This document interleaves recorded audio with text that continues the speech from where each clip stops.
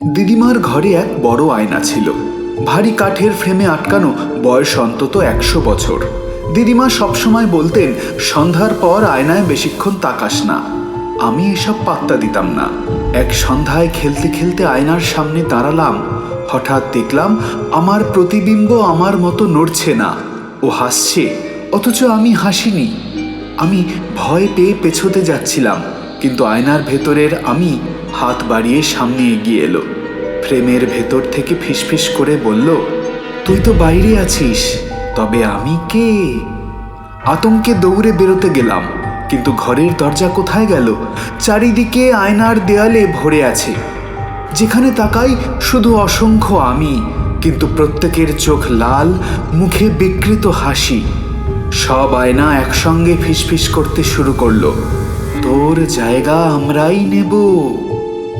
আমি চোখ বন্ধ করে চিৎকার করতে লাগলাম।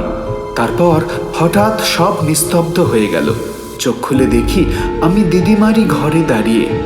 সব স্বাভাবিক, স্বস্তির নিঃশ্বাস ফেললাম।